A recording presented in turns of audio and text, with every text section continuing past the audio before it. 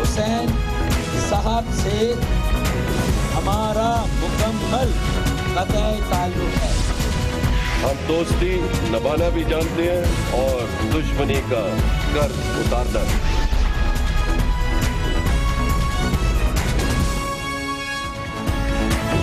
آپ دیکھ رہے ہیں خبروں، تبصروں اور تجزیات پر مبنی پاکستان کا سب سے معتبر نیوز شو دنیا، کامران خان کے ساتھ۔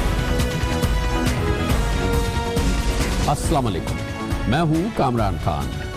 انتہائی اہم واقعہ ہے اور وہ یہ کہ سپریم کورٹ کے جسٹس اقبال حمید الرحمان نے اپنے عہدے سے استعفیٰ دے دیا ہے، اور اطلاعات کے مطابق انہوں نے اپنے ہاتھ سے لکھا ہوا استعفیٰ صدر مملکت کے نام ارسال کر دیا ہے، اور اس کی کاپیاں چیف جسٹس آف پاکستان اور وزارت قانون کو بھی بھجوا دی ہیں۔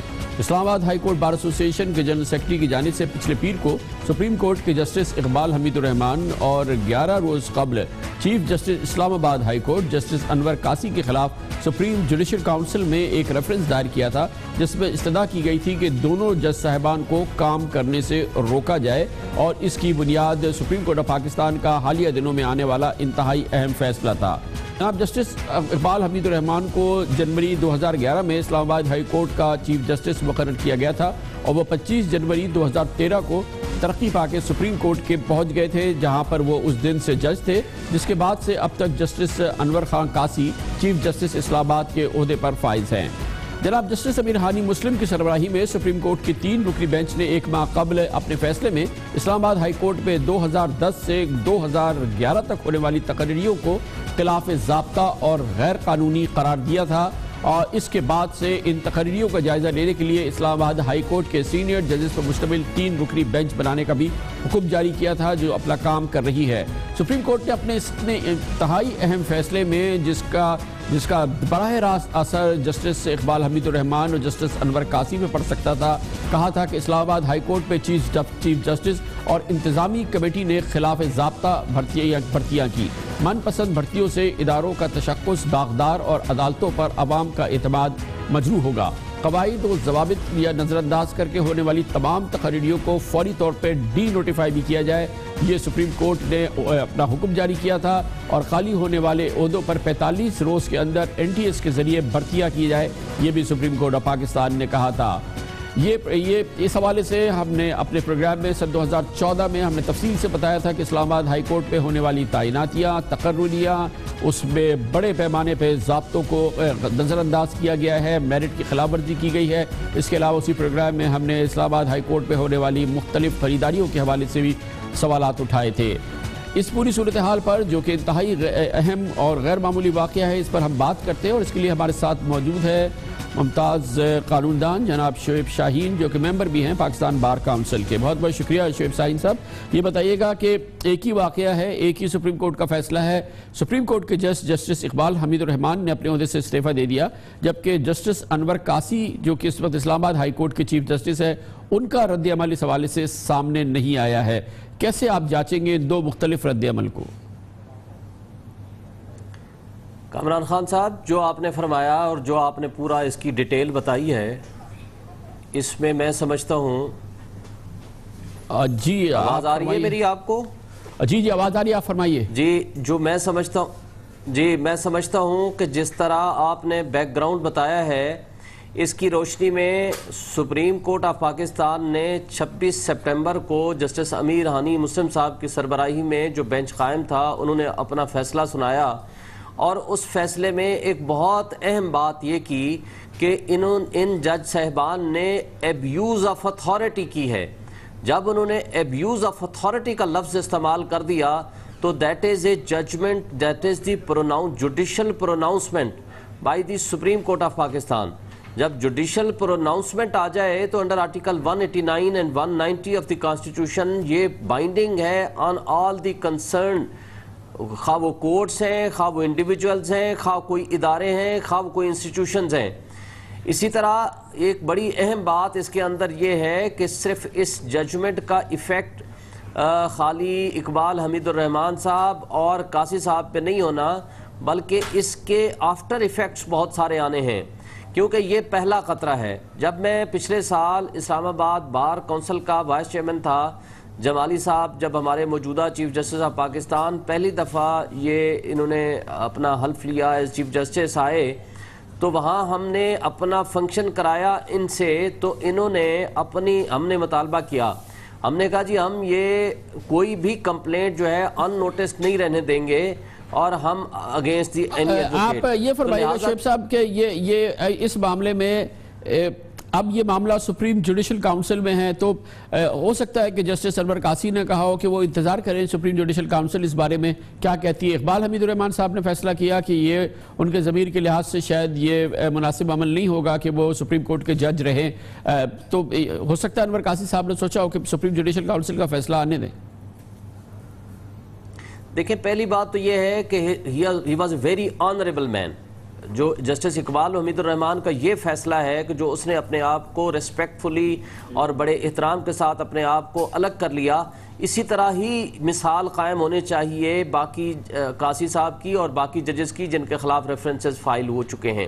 دیکھیں اس میں تو ٹھیک ہے جوڈیشل کونسل میں ایک میٹر پینڈنگ ہے، in addition to these appointments ایک اور میٹر بھی ہے ان کے خلاف جس میں آڈٹ رپورٹس ہیں، انہوں نے اپنے سگے بھائی کو اپوائنٹمنٹس کرائی اور اس کے علاوہ اپنے ایک بڑے قریبی دوست کے بیٹے کو بیٹی کو آؤٹ آف ٹرن اور اس کے داماد کو اپوائنٹمنٹ کی، پروموشنز کی، یہ بہت سیریز آف اللیگلٹیز ہیں۔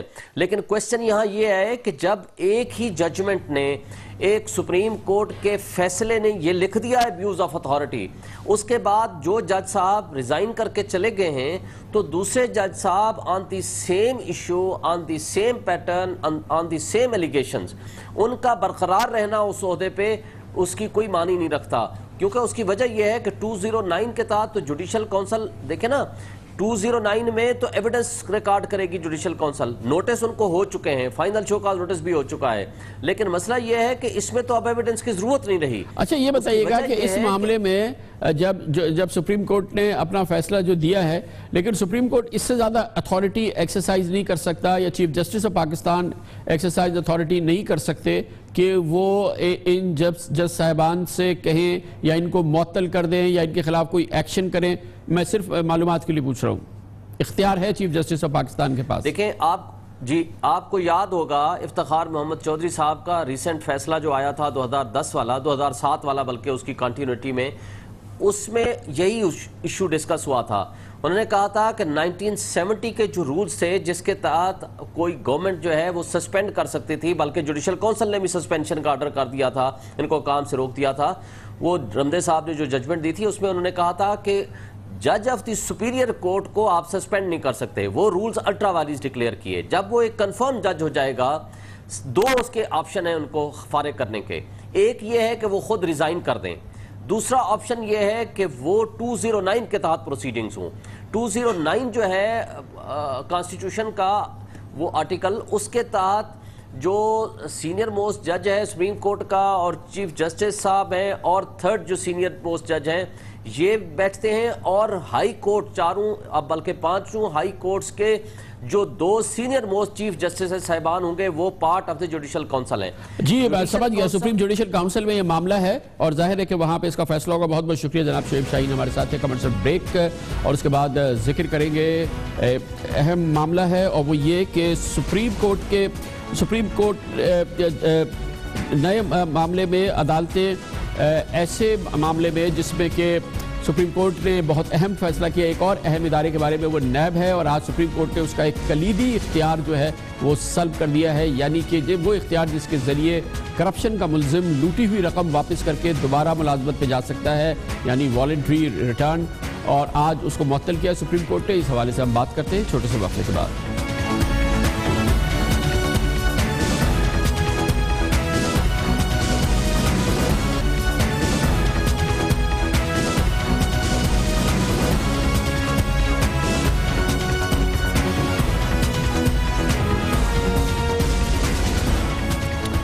Welcome back. Supreme court of Pakistan نے آج ایک اہم فیصلہ کیا ہے اور نیب کے حوالے سے جو اس کی بے چینی ہے اس حوالے سے ایک اہم قدم اٹھایا ہے، فیصلہ کیا جس کے ذریعے نیب آرڈیننس کی دفعہ 25A کے تحت کرپٹ سرکاری افسران سے لوٹی گئی رقم کی رضاکارانہ واپسی کو غیر قانونی قرار دیتے ہوئے نیب کو اس پر عمل درآمد سے روک دیا ہے۔ یہ وہ معاملہ ہے جس میں نیب گرفتار لوگوں سے یا جن کے خلاف کرپشن کے چارجز ہوں ان سے لوٹی ہوئی رقم واپس لیتا ہے اور اس کے بعد انہیں وہ اپنی سرکاری ملازمت میں واپس چلے جاتے ہیں اور وہ باقاعدہ طور پہ ایسا لگتا ہے کہ ان کو اس بات کی اجازت مل گئی ہے کہ وہ دوبارہ اپنا کام شروع کر دیں۔ اس حوالے سے ہم نے تفصیل سے اپنے حالیہ پروگرام میں ذکر بھی کیا تھا اور معاملہ تھا سندھ حکومت میں ملازم ایسے لوگوں کا جو کہ کرپشن کی لوٹی ہوئی رقم نیب کو واپس کر کے واپس اپنے عہدوں پر آ گئے تھے۔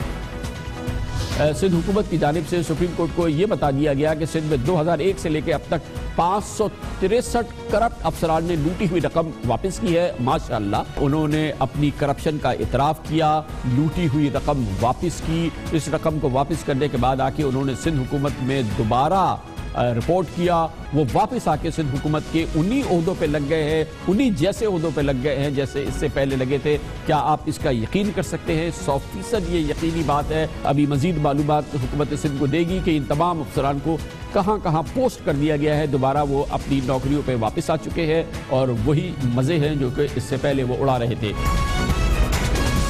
سپریم کورٹ آف پاکستان متعدد بار پچھلے کئی سالوں سے نیب کی کارکردگی کے حوالے سے مختلف حوالوں سے، چاہے نیب میں ملازم سابق آرمی آفیسرز کا معاملہ ہو، چاہے نیب کی مختلف انویسٹیگیشنز ہوں، چاہے نیب کی مجموعی کارکردگی ہو، چاہے نیب کا نظام ہو، سپریم کورٹ آف پاکستان کی عدالتیں اس کو کڑی اور شدید تنقید کا نشانہ بناتی رہی ہیں۔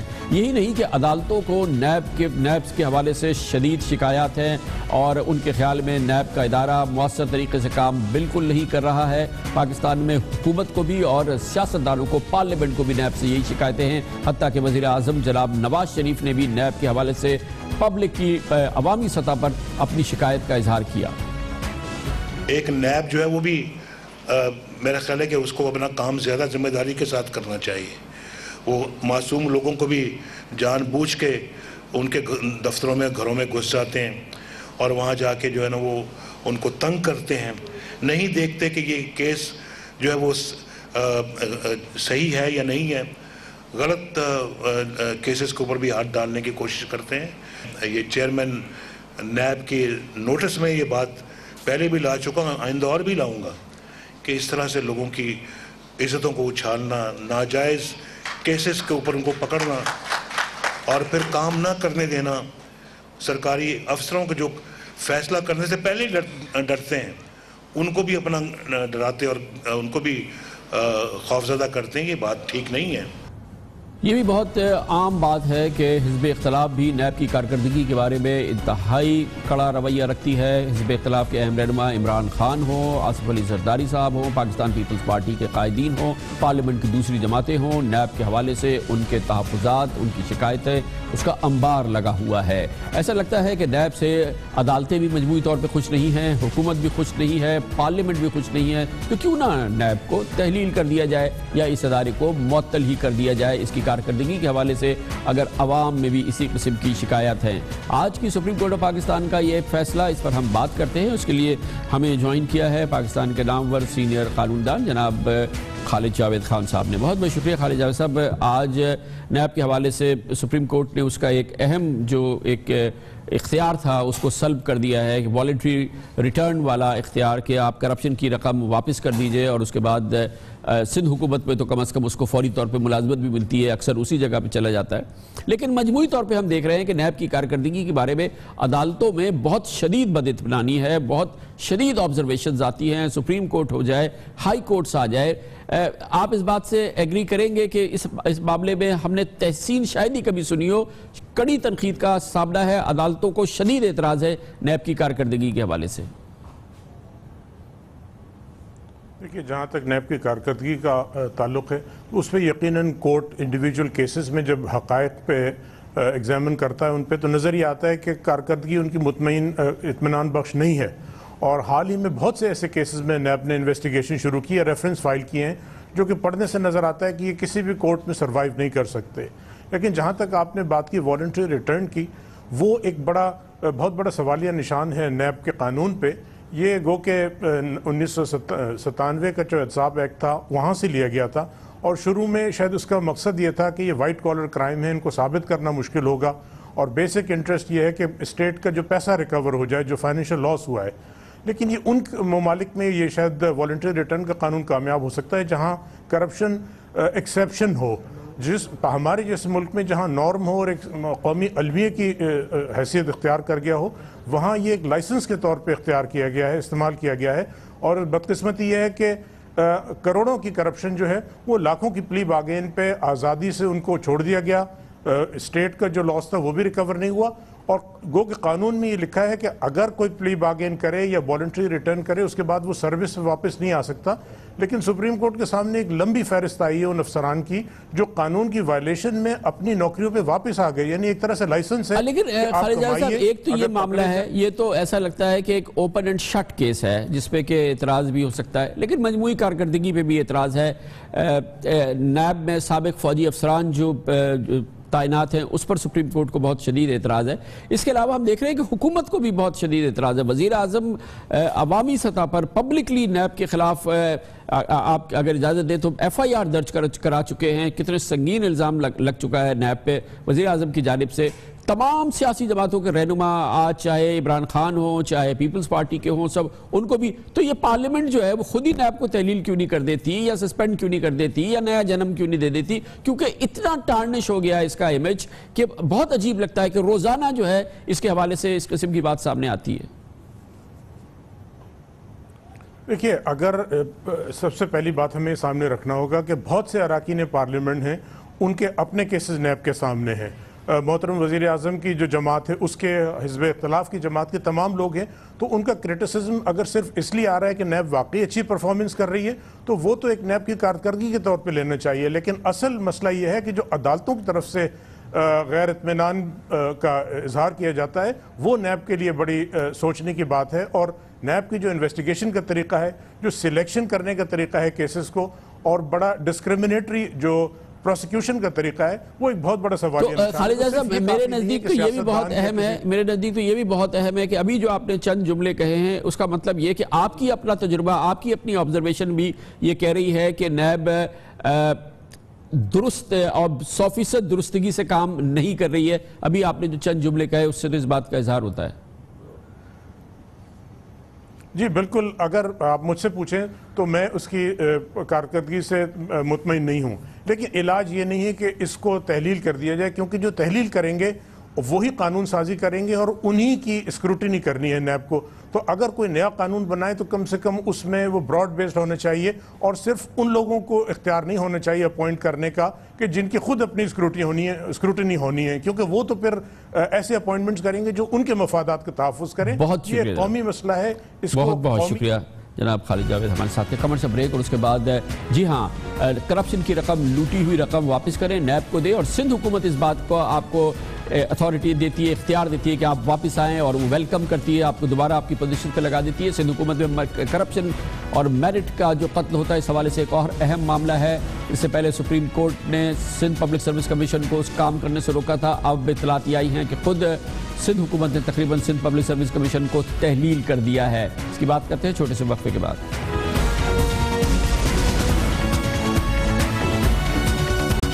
سندھ پبلک سروس کمیشن جس کا کام ہے کہ سندھ میں میرٹ پہ ملازمتیں فراہم کرے، وہ خود کرپشن کا شکار نظر آتی ہے. Sindh public service commission Sindh حکومت اس کو جس طرح سے استعمال کرتی ہے اس کی کہانیاں عام ہیں. سندھ پبلک سروس کمیشن کے حوالے سے سپریم کورٹ آف پاکستان نے حالیہ دنوں میں سے کام کرنے سے روک دیا. یہ ایک بہت اہم قدم تھا. اب اطلاعات یہ ہیں کہ سندھ حکومت اپنے کاموں پر اور اپنی اس کرپشن پر یا میرٹ کا جو قتل عام ہوا ہے سندھ پبلک سروس کمیشن کے ذریعے اس پر پردہ ڈالنے کے لیے اقدامات کر رہی ہے. اس نے سندھ پبلک سروس کمیشن کے موجودہ چیئرمین سمیت 6 اراکین کے عہدوں سے استعفیٰ لے لیا ہے، جبکہ 3 اراکین نے کرپشن کمیشن کے ممکنہ خاتمے کے خلاف سپریم کورٹ سے رجوع کر لیا ہے. اور اب عملاً سندھ پبلک سروس کمیشن جو ہے وہ تحلیل ہو گیا ہے. اس حوالے سے یہ بات بہت اہم ہے کہ ہم نے اپنے اہلیہ پروگرام میں اس जिसकी तरफ इशारा किया था, आपको बताया था कि सिंध पब्लिक सर्विस कमीशन ने किस तरीके से नाअहल लोगों को पब्लिक सर्विस कमीशन का मेंबर बना दिया है और उनको किस तरह से इस्तेमाल किया है सिंध में अपनी मर्जी की मुलाजमतें देने पर। इस हवाले से बात बहुत अहम है कि इसी नाअहल कमीशन को जिसको तहलील कर दिया गया है, इसने अहम ओहदों पर अपने दौर में कई हजार लोगों की तकर्रियाँ की हैं, जिसमें assistant commissioners, Mukhtar car, section officers और दूसरे अहम लोग शामिल हैं। सवाल ये पैदा होता है कि अब इस पूरी सूरत हाल में क्या ये कमीशन इसी तरीके से काम करता रहेगा और इसकी जो अपॉइंटमेंट्स हुई हैं क्या वो जायज़ है या वो बरकरार रहेंगी। इस पर मजीद बात करते हैं, उसके लिए हमारे साथ मौजूद है हमारे नुमाइंदे खुसूसी इख्तियार खोकर जी। इख्तियार, अब क्या सिचुएशन है? ये तो कमीशन तो तहलील हो गया, जो इसकी मुलाजमतें थी उसका क्या बनेगा? जी कामरान साहब, हमारी इत्तला ये है कि सिंध पब्लिक सर्विस कमीशन के चेयरमैन और तमाम मेंबरान को 2 दिन पहले कहा गया था कि वो अपने ओहदों से इस्तीफ़ा दे दें। अब उनमें से 5 मेंबरान और एक चेयरमैन ने तो इस्तीफ़ा दे दिया है, लेकिन 3 मेंबरान जिसमें साइंदाद सोलंगी, हनीफ पठान और शबीर शेख शामिल हैं, उन्होंने आला हुक्काम के इन अहकामात से डिफाई किया है। ना सिर्फ डिफाई किया है लेकिन सुप्रीम कोर्ट पाकिस्तान में उनको चैलेंज भी कर दिया है कि उनसे ज़बरदस्ती इस्तीफ़े लिए जा रहे हैं ताकि उनकी जगह पर वो अपनी मर्जी के लोग अपॉइंट कर सके। अब ये देखना है कि हुकूमत सिंध इस मामले में क्या फैसला करती है और सुप्रीम कोर्ट ऑफ पाकिस्तान इस मामले को किस तरफ ले जाती है। और उसके अलावा जो दूसरा सबसे बड़ा मसला इस मामले में पैदा होगा वो ये होगा कि अगर चेयरमैन और मेंबरान की अपॉइंटमेंट गैर कानूनी थी तो उन्होंने इस अपने गैर कानूनी अपॉइंटमेंट के दौरान जितनी भर्तियाँ की हैं उनकी कानूनी हैसियत क्या है, जिसमें खास तौर पे कंबाइंड कॉम्पिटिटिव एग्जाम का नतीजा जो तकरीबन 1 महीने पहले आया है, जिसमें असिस्टेंट कमिश्नर शामिल हैं, सेक्शन ऑफिसर शामिल हैं, लेबर ऑफिसर शामिल हैं और उसके अलावा उससे पहले पिछले 1.5 बरस के दौरान कुछ सैकड़ों डॉक्टर लेक्चरार अपॉइंट हुए हैं। तो अब ये अदालत को फैसला करना है, क्योंकि अदालत में जो पिटीशन दाखिल की गई उसमें इस मामले को भी उठाया गया है कि क्योंकि चेयरमैन और मेंबरान के अपॉइंटमेंट गैर कानूनी है, इसलिए ये उन्होंने जितनी भी भर्तियाँ की हैं उनको भी नलीफाई किया जाए, उनको भी गैर कानूनी करा दिया जाए। बहुत शुक्रिया। और ये एक मुनासिब सवाल है, बहुत अहम सवाल है कि अगर कमीशन ही नाअहल था, कमीशन ही कोई इख्तियार नहीं था, वो गैर कानूनी था, तो उसके ज़रिए जो भर्तियाँ की गई है और जिस हवाले से जिस अंदाज से सिंध हुकूमत भर्तियाँ कराती है, पीपल्स पार्टी के बड़े भर्तियाँ कराते हैं, उससे अंदाज़ा लगाया जा सकता है कि इस किस्म के कमीशन ने किस अंदाज की भर्तियाँ की हैं। तो क्या इन भर्तियों को बरकरार रखे जाना चाहिए या वो मुलाजमतें जो फराहम की हैं इस नाअहल कमीशन ने और जिससे पहले भी जिस कमीशन के हवाले से इससे पहले भी इल्ज़ामात लग चुके हैं, अब देखना यह है कि इस पर हुकूमत सिंध क्या फ़ैसला करती है और अदालत का क्या फ़ैसला आता है। वक्फा, इस दौरान आप न्यूज़ हेडलाइन भी देखेंगे और उसके बाद हम वापस आते हैं आज की दूसरी अहम तरीन खबरों के साथ। आप देख रहे हैं खबरों, तबसरों और तज्जियात पर मबनी पाकिस्तान का सबसे मोतबर न्यूज शो दुनिया, कामरान खान के साथ। Welcome back. तकरीबन 1 हफ्ते के बाद जो होने वाला है उसकी तरफ निगाहें मरकूज़ हैं, न सिर्फ ये कि हुकूमत की, PTI की, हिज़्ब इख्तिलाफ की, तमाम सियासी जमातों की, पाकिस्तान के अवाम की, और वो है 2 नवंबर का दिन जब तहरीक इंसाफ कहती है कि वो इमरान खान वो दारुल हुकूमत को बंद कर देंगे, एक शट डाउन होगा दारुल हुकूमत पे, और जिसके नतीजे में बकौल तहरीक इंसाफ और इमरान खान के हुकूमत गिर जाएगी या वज़ीर आज़म जनाब नवाज शरीफ अपने ओहदे से इस्तीफ़ा दे देंगे या बकौल उसके वो तलाशी देने पर तैयार हो जाएंगे। मामला है पनामा पेपर्स के हवाले से वो इल्ज़ामात जो वज़ीर आज़म के ख़ानदान के हवाले से सामने आए हैं। ये तमाम चीज़ें बहुत अहम हैं, इसकी टाइमिंग्स भी बहुत अहम है और ये वाक़या जिसको इमरान खान कहते हैं एक फ़ैसला कुन मार्का है हुकूमत के ख़िलाफ़। ये कैसे होगा, क्यों कर होगा, इसकी क्या जुज़ियात हैं, क्या इसमें इम्कानात हैं फ़ायदे के, नुकसानात क्या हो सकते हैं जमहूरियत को, निज़ाम को, और अगर ये पूरा मामला ख़ुद इमरान खान सुप्रीम कोर्ट ले गए हैं तो सुप्रीम कोर्ट के फैसले का वो इंतज़ार क्यों नहीं कर रहे। इन सब सवालों के जवाब देने के लिए हमारे साथ मौजूद हैं तहरीक इंसाफ के सरबराह जनाब इमरान खान। बहुत बहुत शुक्रिया खान साहब। पहले तो एक बार फिर आप इस बात का यादा फरमा दीजिए, बताइएगा, आप कह चुके हैं कि 2 नवंबर को जो मार्का है ये आखिरी मार्का है, फैसला कुन मार्का है, इसके बाद ना कोई धरना होगा, ना कोई जलसा होगा, ना कोई जुलूस होगा। जी कामरान, देखें ये जो धरने होते हैं या जो जलसे होते हैं वो किसी वजह से होते हैं ना, या तो इलेक्शन के टाइम पे आप करते हैं जलसे और या फिर कोई कैंपेन कर रहे होते हैं। تو کیمپین تو پچھلے جو چل رہی ہے وہ پینما کے اوپر چل رہی ہے، جس کی وجہ سے ہم نے انٹرا پارٹی الیکشنز بھی ملتوی کیے، اور وہ چلتی کیمپین چلتے چلتے اب اس جگہ پہ آ گئی ہے کہ اب اس کے مزید آگے جانے کی کوئی جگہ نہیں ہے سوائے اس اسلام آباد جو ہمارا لاک ڈاؤن ہے، کیونکہ اس کے علاوہ اب کیا فائدہ اس کے بعد جلسے کرنے کا، کیونکہ اس کے بعد تو جنرل الیکشن آ جائے گا۔ تو سر 2 نومبر کو اسلام آباد لاک ڈاؤن ہوگا، اس کو تھوڑی تفصیل بتائیے، کیا مطلب ہے کہ تمام سرکاری دفاتر بند ہوں گے، سیکریٹریٹ بند ہوگا، پارلیمنٹ بند ہوگا، تمام رہائشی علاقوں پہ گھراؤ ہوگا یا نہیں ہوگا؟ کیا لاک ڈاؤن کا مطلب ہے، کس طریقے سے مینیفیسٹ ہوگا؟ انشاءاللہ 10 لاکھ لوگ آئیں گے اسلام آباد میں، اندر سے بھی ٹوٹل جو عوام ہوگی نا اسلام آباد میں منیمم 10 لاکھ ہوگی۔ اب جب 10 لاکھ لوگ اسلام آباد میں آ جائیں گے تو ایکٹیویٹی تو وہاں ختم ہو جائے گی، یعنی آپ دیکھیں گاڑیاں، سڑکیں، باہر آنا جانا، ہجوم ہوگا انسانوں کا۔ تو ہم نے جو فیصلہ کیا وہ یہ کہ کوئی ہاسپٹلز کے لیے ہم سارے راستے رکھیں گے، ایمبولنسز کے لیے رکھیں گے، ڈپلومیٹک کمیونٹی کو کوئی کسی قسم کا ہم ان کو پریشانی نہیں دیں گے، عوام کو بھی کوشش کریں گے کہ کوئی زیادہ پریشانی نہ آئے۔ اصل میں گورنمنٹ جو ایک پرائم منسٹر جس کا جرم ثابت ہو گیا ہے، ایک مجرم کو پرائم منسٹر ہم نہیں دیکھ سکتے بنتے ہوئے، جو نہ اپنی تلاشی دے یعنی نہ اپنا حساب دے، تو کوئی اسٹیٹ کا ادارہ تو کچھ کرنے نہیں لگا۔ آپ کے سامنے ہیں سارے اسٹیٹ انسٹیٹیوشنز، نیب، اور نیب کے آپ نے جو سپریم کورٹ نے آج اس کے جو اوپر جو انہوں نے الفاظ استعمال کیے ہیں، تو یہ نیب کو تو جان کے انہوں نے ختم کیا ہوا ہے، کیونکہ یہ دونوں آصف زرداری اور نواز شریف نے خود ایک نیب کا ہیڈ بنایا تھا تاکہ ان کا کوئی احتساب نہ کر سکے۔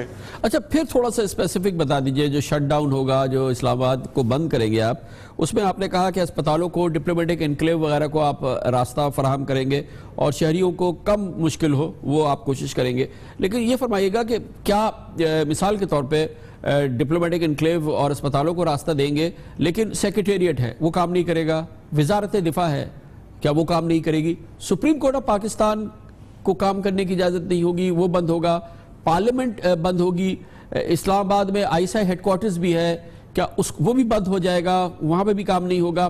کیا ہے، تھوڑا سا اور اسپیسیفک بتائیے۔ سپریم کورٹ کو تو ہم ظاہر فیسیلیٹیٹ کریں گے اور باقی ادارے دیکھیں گے جو کہ ہم سمجھتے ہیں کہ پریشر، اصل میں یہ کر کیوں رہے ہیں کامران، پریشر ڈال رہے ہیں ایک پرائم منسٹر کو کہ آپ اس قوم کو جواب دیں، سمپل۔ اب پرائم منسٹر اب تک نہیں دے رہا، اس کو پریشر کر رہے ہیں، اور جو بھی ہم سمجھیں گے کہ وہ پریشر میں جس کے آتا ہے ہم وہ کریں گے، یعنی ہم وہاں پہنچ کے اسلام آباد میں ہم یہ فیصلہ کریں گے کہ کس چیز سے پریشر بڑھتا ہے۔ ایشو تو سمپل ہے، یا استعفیٰ دے اور یا تلاشی دے۔ لیکن ایک کوئی بھی آبزرور جو کہ سیاست کا چھوٹا سا بھی طالب علم ہے وہ اندازہ لگا سکتا ہے کہ یہ ایک لاک ڈاؤن ہوگا، یہ ایک ٹیریبل سچویشن ہوگی۔ آبویسلی آپ کے مطالبے پہ وزیر اعظم نواز شریف اپنے عہدے سے استعفیٰ بظاہر کوئی چانس نہیں ہے کہ وہ دیں گے، نہ ہی یہ کہ آپ کے مطالبے پہ وہ کہیں گے یا حکومت آ کے کہے گی کہ ہم تلاشی دینے کے لیے تیار ہیں۔ اس کا مطلب یہ کہ وہاں پر ایک لاک ڈاؤن ہو جائے گا، پوری سچویشن ایک کوائگمار پہ ہم شاید دھس جائیں، اور پھر کون آئے گا اس چیز میں بیچ بچاؤ کرانے کے لیے یا قابو پانے کے لیے کون آئے گا؟ اگر ملٹری انٹرونشن ہو جاتی ہے، فوج آ جاتی ہے، تو کیا تحریک انصاف اس کی ذمہ داری لے گی کہ فوج آئی اور اس نے انٹروین کیا اور پھر یا جمہوریت کا تختہ الٹ گیا یا بستر گول ہو گیا، پھر تحریک انصاف ذمہ داری لے گی اس کی کیا؟ دیکھیں کامران، یہ کیوں ہو، آئس لینڈ کے لوگ جب نکلے تھے باہر پرائم منسٹر کا استعفیٰ ڈیمانڈ کرنے کے لیے تو کوئی ملٹری تو نہیں آئی، جمہوریت آگے بڑھ گئی، پرائم منسٹر نے ریزائن کیا، وہی پارٹی آگے نیا پرائم منسٹر بن گیا، جمہوریت مضبوط ہو گئی۔ آج مغرب کے اندر کوئی تصور بھی نہیں کر سکتا وزیر اعظم کہ اس کے اوپر اتنے بڑے کرپشن کے چارجز لگے اور وہ نہ استعفیٰ دے اور نہ وہ اپنا حساب دے، یہ تصور بھی نہیں ہے۔ یہ جو نواز شریف کر رہا ہے یہ بادشاہ بن رہا ہے۔ کامران میں آپ کو ایک اور ایڈ کرتا ہوں، یہ میں نہیں کہہ رہا، سپریم کورٹ نے کہا کہ یہاں بادشاہ آتا ہے، یہ کون؟ اچھا پھر بچے بیٹھے ہوئے ہیں، وہ باہر جاتا تو اس کی بیٹی جا کے ڈپٹی پرائم منسٹر بن جاتی ہے. سیکٹریز کی میٹنگ کر رہی ہے. ابھی بھی پرائم منسٹر ہاؤس میں جا کے وہ جو سیل بنا ہوا ہے ان کا, ٹیکس کے پیسے پہ سیل چل رہا ہے, ادھر حمزہ شریف بیٹھا ہوا ہے, شہباز شریف کی جگہ وہ جاتا ہے, وہ deputy prime minister chief minister ہے. یہ جمہوریت نہیں ہے. لیکن ایک بہت اہم بات ہے کہ جس معاملے پہ آپ لاک ڈاؤن کر رہے ہیں یا آخری مارکا لڑ رہے ہیں, وہ معاملہ آپ سپریم کورٹ پہ بھی لے کے گئے ہیں, آپ خود لے کے گئے ہیں. اس کیس کی پہ سپریم کورٹ کی کارروائی بھی شروع ہو گئی ہے, سماعت بھی ہو رہی ہے, بلکہ دھرنے سے ایک روز قبل 1 نومبر کو بھی سپریم کورٹ کی اسی معاملے پہ سماعت ہے. تو یہ کیسے آپ دھرنے کے ذریعے یا اسلام آباد کو بند کر کے آپ سپریم کورٹ کے فیصلے کا انتظار نہیں کریں گے, آپ اس لاک ڈاؤن کے ذریعے وزیر اعظم کو مجبور کریں گے اپنے عہدے سے؟ جبکہ ایک لاجیکل چیز تو یہی ہے کہ جب آپ خود لے کے گئے ہیں یا آپ ہی کی اپنی پٹیشن ہے تو آپ اس کے فیصلے کا انتظار کر لینا سپریم کورٹ کے. سپریم کورٹ میں جانا بھی ہمارا رائٹ ہے جمہوریت کے اندر, سڑکوں پہ آنا بھی ہمارا رائٹ ہے. سڑکوں پہ ہم آئیں کیوں ہیں, پہلے تو یہ دیکھ لیں 6 مہینے سے ٹی او آرز کی مذاق ہوا ہمارے ساتھ اسمبلی میں. کب ہم نے فیصلہ کیا کہ ٹی او آرز واقعی مذاق ہے؟ جب ان کا سینئر منسٹر خواجہ آصف اسمبلی پہ کھڑے ہو کے کہتا ہے کہ نواز شریف آپ کو کوئی فکر نہیں کرنی چاہیے پیناما کی, یہ لوگ بھول جائیں گے تھوڑی دیر میں اس کو. تو ہم نے سوچا کہ ہمارا پاگل بنا رہا ہے یہ, یعنی یہ بیٹھے ہوئے ہیں, یہ تو صرف ڈیلے کرتے جا رہے ہیں اس لیے کہ ان کا خیال ہے لوگ بھول جائیں گے, کیونکہ بڑے بڑے میگا سکینڈلز بھول چکے ہیں. پھر پبلک اکاؤنٹس کمیٹی کے اندر بلایا یہ سارے اداروں کو, جن اداروں کا کام تھا نواز شریف کے اوپر پکڑنا ان کو, وہ اداروں نے کہا جی ہم تو, ہمارے پاس تو قانون ہی نہیں ہے پکڑنے کا. اس کے بعد سپیکر کا جو رول تھا, اب سپیکر ہوتا ہے ایک نیوٹرل باڈی, نام نواز شریف کا پیناما میں آتا ہے, کیس میرا بھیج دیتا ہے ادھر الیکشن کمیشن کو. ایک جب آپ کی پارلیمنٹ ان افیکٹو ہو, آپ کے ادارے ان افیکٹو ہو, 7 مہینے آپ انتظار کریں کہ کوئی تو ایک آدمی جو پکڑا گیا. دیکھیں جو کامران لوگوں کو بتانے کی بات یہ ہے کہ یہ جو پیناما میں نکلا ہے یہ الزام نہیں ہے, یہ نواز شریف کے اوپر اوپن اینڈ شٹ کیس ہے, یہ پکڑا گیا کرپشن. لیکن آپ کا جو آخری مارکا ہے یہ صرف, آپ ضرور فرما رہے ہیں کہ یہ وزیر اعظم کو استعفیٰ دینے کے لیے, مگر دراصل اگر اس کے آپ کونوٹیشن دیکھیں اور آپ کی حالیہ تقریر دیکھیں تو یہ تو ایک انقلابی آپ کام کرنے جا رہے ہیں, کیونکہ آپ پاکستان کی ساری سیاسی قوتوں کو ٹیک آن کر رہے ہیں. کیونکہ آپ کہتے ہیں کہ آصف زرداری ہو, اسفند یار ولی ہو, فضل الرحمان ہو, دوسرے لوگ ہو, یہ تو ایک ٹولہ ہے, یہ ایک ٹیم ہے جس کے نواز شریف کپتان ہیں. آپ نے ڈاکو کا لفظ استعمال کیا ہے پاکستان کے اہم ترین سیاسی قائدین کے حوالے سے, پیپلز پارٹی کے سربراہ کے حوالے سے. تو یہ تو آپ کی جو جنگ ہے یا مارکا ہے یہ تو ایک انقلابی ہے, آپ تو صرف پی ایم ایل این کو یا نواز شریف کو ٹیک آن نہیں کر رہے. اب بات یہ ہے کہ نواز شریف کو تو اگر عدالت میں کیس بھی چل رہا ہے, نواز شریف کو پھر بھی ریزائن کرنا چاہیے. اس کی وجہ یہ ہے کہ نواز شریف نے جب جواب نہیں دیا, ان کا کوئی اخلاقی جواز پرائم منسٹر بننے کا نہیں ہے, کیونکہ ایک پرائم منسٹر ڈیموکریسی میں مورل اتھارٹی سے حکومت کرتا ہے. کہیں بھی باہر میں, ہندوستان میں ٹرین کا ایکسیڈنٹ ہوتا ہے, وزیر ریزائن کر جاتا ہے کیونکہ مورل اتھارٹی کھو بیٹھتا ہے. یہاں جو ہو رہا ہے یہ مذاق ہو رہا ہے ہماری جمہوریت سے. اب سپریم کورٹ میں تو کیس چلے گا, وہ تو آگے چلتا رہے گا. اب مجھے یہ بتائیں کہ اگر یہاں ہم نے ایسا بھی دیکھا ہے کہ 20 سال سپریم کورٹ میں کیس لگا ان کا, نواز شریف کا جو آئی ایس آئی کے پیسے لیے انہوں نے میران بینک کے ذریعے, جو ایفیڈیوٹ ہے D G I S I کا دورانی, جنرل دورانی کا, 20 سال کے بعد رزلٹ آیا. اب ہم کتنی دیر انتظار کریں گے؟ تو وہ تو کیس چلتا رہے گا. فیکٹ یہ ہے کہ نواز یہ بالکل صحیح ہے خان صاحب, یہ آپ سپریم کورٹ کی بات کر رہے ہیں, یہ بالکل صحیح ہے. لیکن میرا جو سوال ہے اس وقت, وہ آپ نے کنٹینیوشن میں سپریم کورٹ کی بات کری, ٹھیک ہے, لیکن میں یہ جا رہا ہوں کہ یہ جو آپ کا اس وقت کیمپین ہے, یہ جو مارکا ہے 2 نومبر کا, یہ صرف نواز شریف کے خلاف نہیں ہے, اس میں آپ نے دوسری سیاسی قوتوں کو, ان کے رہنماؤں کو لے لیا ہے. آصف زرداری ہو گئے, فضل الرحمان ہو گئے, اسفند یار ولی ہو گئے. آپ نے کہا یہ ایک ٹیم ہے, یہ اس کے کپتان نواز شریف ہیں. آپ نے یہ بھی کہا ہے کہ جناب یہ جو رہنما ہیں یہ سیاسی, آپ نے ڈاکو کا لفظ ان کے لیے استعمال کیا ہے. تو یہ ایک بہت بڑا صرف مارکا ہے, یہ ایک انقلابی ایکشن ہے جو آپ لے رہے ہیں, کیونکہ اس میں آپ پوری سیاسی قوتوں کو ٹیک آن کر رہے ہیں. یہ نہیں, یہ تو نواز شریف کے اگینسٹ ہے. یہ صرف اور صرف نواز شریف کے اگینسٹ ہے، استعفیٰ مانگ رہے ہیں اس کا، اور یا پھر حساب دیں.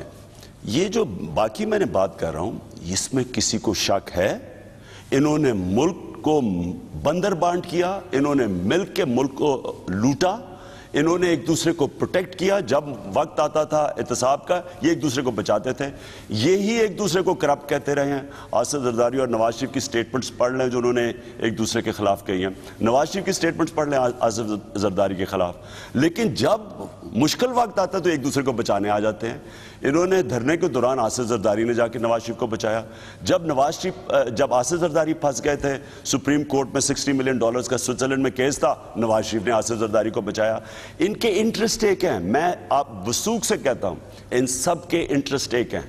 جو بھی آج نواز شریف کے ساتھ کھڑا ہے اس کو پتہ ہے نواز شریف کرپشن میں پکڑا گیا ہے. وہ کھڑا اس لیے ہے کیونکہ وہ یہ نہیں چاہتا کہ کرپشن یا اس ملک میں احتساب کا عمل شروع ہو.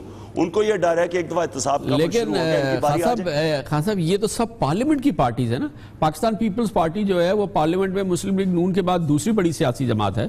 ANP جماعت ہے، JUI جماعت ہے، MQM بھی پارلیمنٹ کا حصہ ہے. اب یہ پارلیمنٹ کی سیاسی جماعتیں ہیں، وہ سمجھتی ہیں کہ آپ غلط ہیں اور آپ کا جو حکمت عملی ہے یہ درست نہیں ہے. اس سچویشن میں جس میں کہ یہ بڑی سیاسی پارٹیز جو پارلیمنٹ کی پارٹیز ہیں وہ آپ کے ساتھ نہیں ہیں، اس سے آپ کی اس کیمپین کو یا مارکے کو نقصان نہیں پہنچے گا؟ کامران، میں یہاں کوئی سیاسی کریئر تو بنانے آیا نہیں تھا. وہ تو بڑے آسان راستے تھے. اگر صرف وزیر بننا تھا اور وزیر اعظم بھی بن سکتا تھا، اگر یہی سیاسی ہوتا. میں سیاسی تو کبھی بھی نہیں تھا. میں اس ملک میں ایک پولیٹکس کو مشن سمجھ کے آیا تھا. مشن اس لیے کہ مجھے تو اللہ سب کچھ دے چکا تھا، میں نے وزیر بن کے کیا کر لینا تھا. آج پاکستان ادھر کھڑا ہے. اگر آپ اسی طرح چلتا رہا، میں آپ کو یقین دلاتا ہوں کہ پاکستان تباہی کی طرف جائے. ان کو فکر نہیں ہے. اس کے پیسے باہر ہیں نواز شریف کے، اس کی بزنسز باہر ہیں، اس کے بچے باہر ہیں، آصف زرداری باہر ہے، سال سے باہر بیٹھا ہوا ہے. مجھے یہ بتائیں کہ ان کا انٹرسٹ کیا پاکستان میں؟ الطاف حسین 25 سال سے باہر بیٹھا، کیا انٹرسٹ ہے ان کا پاکستان میں؟ ان کا جینا مرنا ہی پاکستان میں جب نہ ہو، ان کی باہر انٹرسٹ ہو، یہ اور زیادہ خطرناک ہے. میں اس سے آگے جا رہا ہوں آپ کامران. صرف یہی نہیں کہ یہ ملک کو لوٹ رہے ہیں، یہ ملک کے ادارے تباہ کر رہے ہیں، یہ ملک کی اخلاقیات تباہ کر رہے ہیں، یہ فیوچر تباہ کر رہے ہیں. میں ایک اور آگے جا رہا ہوں. یہ ملک کے لیے سیکیورٹی رسک ہے. ان کا جب انٹرسٹ ہی پاکستان میں نہیں ہے، یہ پاکستان کے میر جعفر ہیں. یہ پاکستان کی سوورنٹی پہ سودا کرنے کے لیے تیار ہیں، کیونکہ ذاتی مفاد اپنی کرپشن بچانے کے لیے جو باہر پیسہ پڑا ہوا ہے، یہ کسی حد پہ بھی جا سکتے ہیں. یہ جو سیکیورٹی بریچ ہوئی ہے، مجھے بتائیں انگلینڈ میں ہوتا، امریکہ میں ہوتا، ہندوستان میں ایسے ہوتا کہ کسی نے بچنا تھا؟ ہندوستان کے اندر اگر آپ ایسی سیکیورٹی بریچ ہوتی جو ہندوستان کی فوج کے خلاف ایک انڈائٹمنٹ ہوتی، وہی لفظ استعمال کیے ہوتے اس کے خلاف، اپنی فوج کے خلاف، پاکستان کی فوج کے خلاف، جو نریندر مودی پاکستان کے خلاف کر رہے ہیں اور جو آج امریکہ کی سٹیٹمنٹ آئی ہے پاکستان کے خلاف، وہی کر رہا ہے. یہ جو سیکیورٹی بریچ میں یہی زبان انہوں نے استعمال کی ہے. میرا کنٹینشن یہ ہے کہ جس کا انٹرسٹ ہی پاکستان میں نہیں ہے، اپنا بزنس ان کی پریسیڈنس لیتا ہے. میرا یہ کنٹینشن یہ ہے کہ یہ پاکستان کے لیے سیکیورٹی رسک ہے. لیکن معاملہ یہ ہے خان صاحب کہ وہ سیاسی جماعتیں جو کہ آپ کی اس تمام کیٹیگرائزیشن جس میں کہ آپ نے نام لیا کہ ان کی اولادیں، ان کے بزنسز، ان کے پرماننٹ ایڈریسز ملک سے باہر کے، مگر ایسی سیاسی جماعت جس کا کہ نہیں ہے، وہ ملک کے اندر ہے، ملک کی سیاسی جماعت ہے، آپ کی کسی بھی جو تشریح ہے اس میں وہ پوری نہیں اترتی، بلکہ آپ کی اتحادی ہے جماعت اسلامی، وہ بھی آپ کے ساتھ نہیں کھڑی ہے، وہ بھی اس معاملے میں آپ کے ساتھ نہیں آ رہی ہے. آپ کی اتحادی ہے اور یہ تمام جو آپ نے تشریحات دی ہیں اس پہ جماعت اسلامی کہیں پوری نہیں اترتی ہے. تو اس لیے تو میں کہہ رہا ہوں کہ آپ کے امیج کا مسئلہ آ جائے گا کہ یہ تمام سیاسی جماعتوں کو تنہا کر کے آپ کیسے آگے بڑھ رہے ہیں. دیکھیے، جماعت اسلامی نے جو سٹیٹمنٹ دیے ہیں، میں کل پڑھ رہا تھا ان کی، تو وہ تو انہوں نے بھی کنڈیم کیا یہ کرپشن کو. انہوں نے بلکہ کرپشن کے خلاف ایک پوری مہم چلائی ہوئی ہے اور انہوں نے بھی کہا نواز شریف کی کرپشن کے اوپر انہوں نے آواز اٹھائی ہے. اب اگر وہ اسٹریٹ موومنٹ پہ نہیں آنا چاہتے، وہ تو ایک انڈیپینڈنٹ پارٹی ہے، ان کا اپنا فیصلہ ہے. ابھی اطلاعات یہ ہے کہ شاید پاکستان عوامی تحریک شامل ہو جائے گی؟ ابھی کنفرم نہیں ہے کہ طاہر القادری صاحب خود آئیں گے یا نہیں آئیں گے، اور یہ بھی ہے کہ اس کی بھی چیزیں طے ہونی ہیں، مذاکرات ہوں گے پاکستان عوامی تحریک اور آپ کے رہنماؤں کے درمیان۔ کیا عوامی تحریک کو کتنا آپ مس کریں گے؟ کیونکہ اگست میں جب 2014 میں دھرنا دیا تھا تو وہ ایک بڑی قوت تھی جو کہ آپ کے ساتھ تھی۔ کیا آپ کو کتنی ضرورت ہے عوامی تحریک کی؟ میرے خیال میں طاہر القادری کو اس کے اندر اس لیے شرکت کرنی چاہیے تھی کہ جو ماڈل ٹاؤن میں جس طرح نواز شریف اور شہباز شریف نے قتل کروائے ہیں ان کے لوگوں کو پولیس کے ہاتھ، یعنی کسی بھی دنیا کی جمہوریت کے اندر آج ان کو سزائیں ہوئی ہوتی، اور ان دونوں کو بھی، بھائیوں کو بھی، کہ یہ تو انہرڈ آف ہے کہ ساری دنیا ٹی وی پہ دیکھ رہی ہے، گولیاں مار رہے ہیں لوگوں کو، اور دو عورتیں مار دی اور 2 فٹ سے گولیاں ماری، تو اس لیے ان کو تو شرکت کرنی چاہیے تھی۔ اور ہم خیر میں نے شیخ رشید غالباً ان سے ان ٹچ بھی ہیں اور ان کو دعوت بھی دے رہے ہیں، میں نے تو پہلے بھی دی تھی، ان کو آنا چاہیے۔ دیکھیں ہمارا تو ہو رہا ہے، ہم تو پبلک پہ ریلائی کر رہے ہیں، پبلک پہ تو آپ ریلائی کر رہے ہیں، مگر جب اس قسم کی کیمپینز یا بڑی بڑی تحریکیں حکومت کے خلاف چلی ہیں، چاہے MRD کی ہو چاہے IGI کی ہو، سیاسی جماعتیں ضرور اکٹھی ہوتی ہیں۔ آپ کے ساتھ کوئی بھی قابل ذکر سیاسی جماعت ساتھ نہیں ہے، یہ خیال یہی ہے کہ یہ وہ والی تحریک نہیں ہو سکتی جس سے کہ حکومتیں گر جایا کرتی ہیں۔ ایک تنہا سیاسی جماعت نے پوری حکومت کو گرایا نہیں ہے عوامی قوت کے ذریعے۔ مجھے کوئی امیج کی فکر نہیں ہے، مجھے تو کوئی لوگوں کو دعوت دی ہے، ان کی اپنی مرضی ہے، مجھے یقین صرف پاکستان کی عوام پہ ہے، اور جو میں نے دیکھا ہے 30 سپٹمبر کو جو میں نے دیکھا، جو میں دیکھنا چاہتا تھا، عوام تیار ہے، اور انشاءاللہ جو میں ابھی بھی دورے کر رہا ہوں عوام تیار ہے۔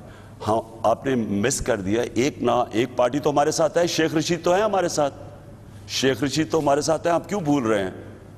وہ کہتے ہیں one man is an army, Sheikh Rashid تو ایک ون مین ڈیمولیشن سکواڈ ہے۔ ٹھیک ہے، یہ بتائیے گا کہ ایک اور بہت اہم معاملہ ہے، وہ یہ ہے کہ جس وقت آپ کی یہ اسلام آباد لاک ڈاؤن آپ کرنے جا رہے ہیں، بہت زور و شور سے CPEC چل رہا ہے، پاک چین اقتصادی راہداری منصوبہ چل رہا ہے، اور غیر معمولی ہم نے ڈیولپمنٹ دیکھی اس حوالے سے کہ ایک تو 18 اکتوبر کو چینی سفیر سے آپ کی ملاقات ہوئی بہت تفصیلی، اور اس کا پس منظر یہ تھا کہ خیال یہ تھا کہ چین کی حکومت کو اور چین کو اس بات پہ تشویش ہے کہ پاکستان میں ایک انتہائی اہم موقع پہ سیاسی انریسٹ ہونے جا رہا ہے۔ دوسری چیز یہ کہ خیبر پختونخوا میں آپ کی حکومت نے CPEC کے حوالے سے جو اپنے تحفظات کا اظہار کیا تھا، اور غیر معمولی طور پہ ہم نے دیکھا تھا کہ چائنیز ایمبیسی نے ٹویٹس کی تھی جس میں انہوں نے کہا تھا کہ یہ بالکل صحیح منصوبہ ہے، ہر صوبے کا خیال رکھا جا رہا ہے، ایکویٹیبل ڈسٹریبیوشن ہے، اور اس پر بڑی غیر معمولی انہوں نے اپنی ٹویٹس بھی کی تھی۔ چینی سفیر سے جو آپ کی ملاقات ہوئی جو کہ غیر معمولی واقعہ، اس بارے میں ہمیں کچھ بتائیں نا تفصیل سے۔ چائنیز ایمبیسڈر سے میٹنگ کی، کیونکہ یہ نون لیگ بار بار یہ ان کی گورنمنٹ پرسیپشن یہ دے رہی ہے کہ ہم CPEC کے اگینسٹ ہیں۔ کون سا پاکستانی CPEC کے خلاف ہو سکتا ہے؟ یہ جان کے لوگوں کو ڈرا رہے ہیں، آپ بجائے نواز شریف اپنا حساب دے، یہ CPEC کے خلاف ہے، ڈیولپمنٹ کے خلاف ہے، فوج کو بلا رہے ہیں، جمہوریت خطرے میں ہے، یہ سارے ڈرامے ہیں، ایک آدمی اپنی کرپشن کو بچانے کے لیے ملک کو داؤ پہ لگا رہا ہے۔ تو میں چائنیز ایمبیسڈر سے ہم نے ان کو اشور کیا، ہم بالکل CPEC کے ساتھ ہیں، ہم بالکل چائنا کے ساتھ ہیں۔ چائنا نے سٹینڈ لیا پاکستان کے لیے انٹرنیشنلی، جب نریندر مودی نے کوشش کی پاکستان کو دہشت گرد ملک بتانے کے لیے، چائنا نے سٹینڈ لیا، ہم نے اس کی ان کو بیک کیا کہ سارا پاکستان خوش ہے کہ چائنا نے پاکستان کے لیے سٹینڈ لیا۔ ہم نے ان کو پھر یہ بھی بتایا کہ دیکھیں جو پرسیپشن ہے چھوٹے صوبوں میں، وہ اس لیے ہے کہ انہوں نے یہ شریف برادران نے کسی کو کانفیڈنس میں نہیں لیا۔ یہ 2013 کی جولائی کے اندر CPEC کا MOU سائن ہوتا ہے، آپ کو پتہ ہے 3 سال کے بعد یہ 2016 کی شروع میں میٹنگ کر کے باقی صوبوں کو بتاتے ہیں کیا ہو رہا ہے۔ یہ 2 بھائی جا کے خود ہی وہاں بیٹھے رہتے تھے، ان کے بیٹے جا کے CPEC کی میٹنگ سے بیٹھے رہتے تھے۔ مجھے بتائیں چھوٹے بھائی کا کیا کام تھا؟ اگر وہ چیف منسٹر کو لے کے جانا تھا تو باقی صوبوں کے چیف منسٹر کو ساتھ لے کے جاتے۔ لہٰذا چھوٹے صوبوں میں تاثر چلا گیا ہے کہ ان کو ایک ایکویٹیبل ڈسٹریبیوشن نہیں مل رہی CPEC کے فروٹس کی۔ لہٰذا میں نے چائنیز ایمبیسڈر کو کہا کہ آپ کا کوئی قصور نہیں ہے، قصور یہ گورنمنٹ کا ہے۔ ان کا کام تھا ساروں کو ساتھ لیتے، سارے صوبوں کو بٹھاتے، ان سے ڈسکس کرتے، آپ نے چائنا کے چائنیز ایمبیسی کے ایمبیسڈر کے ان کنسرنز کو کیسے ایڈریس کیا, اس تشویش کو کیسے ایڈریس کیا جس میں ان کو یہ ہے کہ ایک سیاسی اپہیول ہونے والا ہے, بہت ہی سیاسی اسلام آباد بند ہوگا, سیاسی طوفان مچے گا, اور اس پر جو کنسرن ہے, اور ظاہر ہے کہ اس وقت سی پیک چل رہا ہے, ہزاروں چینی باشندے یہاں موجود ہیں, اس پر جو ان کا کنسرن تھا اس کو آپ نے کیسے ایڈریس کیا, جو کہ اس سے پہلے بھی ظاہر ہے کہ جو 2014 میں دھرنا ہوا تھا اور اس کی وجہ سے چینی صدر کا پاکستان کا دورہ منسوخ ہو گیا تھا, اب بھی چینی جو سفارت خانے میں تشویش ہے اس پورے معاملے پہ, آپ نے کیا بتایا انہیں؟ میں نے بالکل اس کے اوپر کچھ ایڈریس نہیں کیا, ان کا کوئی کام نہیں ہے ہماری انٹرنل پولیٹکس کے اندر. ہمارا پرائم منسٹر اگر کرپشن کرتا ہے اور پکڑا جاتا ہے تو میرا ایز این اپوزیشن لیڈر میرا کام ہے کہ اس کو ایکسپوز کروں, اس کو استعفیٰ دیں. مجھے یہ بتائیں کہ آئس لینڈ کے اندر جب پبلک نکلی تھی تو کوئی باہر کے لوگوں نے کہا کہ جناب یہ آپ کیا کر رہے ہیں, ہم انویسٹمنٹ ہی لے کے آئے گے, یہ کیا بات ہے؟ ان کا کیا کام ہے, یہ ہمارا انٹرنل میٹر ہے. میں نے بالکل اس پہ بات نہیں کی. میں نے ان کو کہا کہ یہ جو بھی ہمارا انٹرنل میٹر ہے, ہمارا سب سے بڑا ایشو پاکستان کا کرپشن ہے.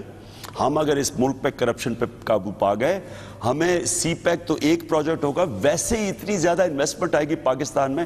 آپ کا سب سے بڑا اثاثہ اوورسیز پاکستانی ہے. آج آپ اوورسیز پاکستانی سے پوچھیں کیوں نہیں پاکستان میں انویسٹ کرتے, سب سے پاکستان کی تاریخی کم انویسٹمنٹ ہے. اس کی وجہ وہ کہیں گے کرپشن. ایک چیز کہیں گے, اس ملک میں کرپشن اتنی ہے کہ کوئی باہر سے آتا ہی نہیں ہے. لیکن یہ جو جس طرح کی یہ کر رہے ہیں, اس ملک کو جس طرح چلا رہے ہیں, اس میں کیا آپ کا مطلب سی پیک سے پاکستان ٹھیک ہو جائے گا؟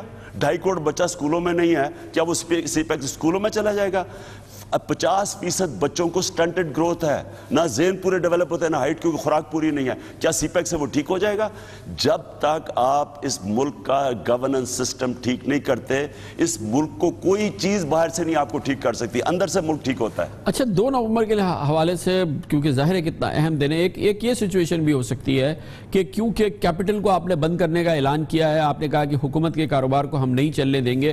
اس میں ظاہر ہے کہ ریاست کے بہت حساس ادارے ہیں جو کہ جس کو ریڈ زون کہا جاتا ہے دارالحکومت کا. اس سے پہلے بھی ہوا تھا, دھرنے کے دوران بھی ہوا تھا, حکومت کا یہ عزم بھی ہے. دھرنے کے دوران فوج کو طلب کر لیا گیا تھا کہ وہ ریڈ زون کو سیکیور کرے. اس وقت بھی عین ممکن ہے کہ حکومت فوج کو طلب کر لے اور ریڈ زون کو سیکیور کرنے کے لیے وہ یہ ذمہ داری فوج کی لگائے کہ وہ ریڈ زون کو سیکیور کرے. آپ سامنے کھڑے ہوں گے لوگوں کو لے کے, اور وہی والی کیفیت جو دھرنے میں سے پہلے ہوئی تھی وہ والی بھی کیفیت ہو سکتی ہے. اس کا بھی خدشہ ہے نا, آپ کیسے نمٹیں گے ایسی صورتحال سے؟ دیکھیں کامران, ایشو کیا ہے, ہم نے کیا چیز بچانی ہے, یعنی اسلام آباد میں کیا چیز سینسٹیو ہے؟ ڈپلومیٹک کمیونٹی بالکل ٹھیک ہے, ان کو سیکیور کرنا ہے. وہ فوج نہ بھی آئے, ہم خود اس کو سیکیور کر لیں گے. ہمارے ایسے ماشاءاللہ لوگ ٹرین ہو چکے ہیں کہ ہم اس کو سیکیور کر لیں گے. دوسری سیکیور کرنے کی کیا چیز ہے؟ سپریم کورٹ, وہ ہم کر لیں گے. ہسپتال, وہ ہم کر لیں گے. ایمبولنسز جانی ہو, وہ ہم کر لیں گے. تو باقی ہمارا سارا کام ہی پریشر گورنمنٹ پہ ڈالنے کا ہے. اور میں آپ کو ایک اور بات کہہ دوں کہ یہ ان کے بڑے خوفناک قسم کے ایک وزیر ہیں وہ پنجاب والے, کہ جی ہم پولیس کر رہے ہیں, ہم یہ کر دیں گے, وہ پہلے بھی ہم ٹانگیں توڑ دیں گے, یہ کر دیں گے. میرا ان کو بڑا متبانہ رائے میں اپنی ان کو ایڈوائس دے سکتا ہوں کہ دیکھیں یہ روٹ نہ لینا. یہ آج میں پاکستان کے ان کے لیے بھی کہہ رہا ہوں, اور میں ان کو اس لیے کہہ رہا ہوں کہ ان کے لیے بڑا مشکل ہو جائے گا اگر انہوں نے یہ ڈنڈے چلائے, پکڑنا لوگوں کو پکڑنے کی کوشش کی اور جیلوں میں ڈالا, اور جو انہوں نے پہلے کیا تھا. جس طرح کی پبلک آ رہی ہے اور جو نکل رہی ہے پنڈی اسلام آباد سے, یہ پولیس کے ذریعے نہیں اب کنٹرول ہوگی. اگر انہوں نے اس کے اوپر تشدد کیا, اس کا رد عمل آئے گا. میں آپ کو یہ واضح کرنا چاہتا ہوں, آپ کے پروگرام سے ان کو میسج پہنچانا چاہتا ہوں, یہ نہ کرنا, کیونکہ جب رد عمل آئے گا نقصان آپ کو ہوگا. ہم تو پرامن رہیں گے, ہم نے ہمیشہ پرامن رہے ہیں, ہمارا احتجاج پرامن ہے.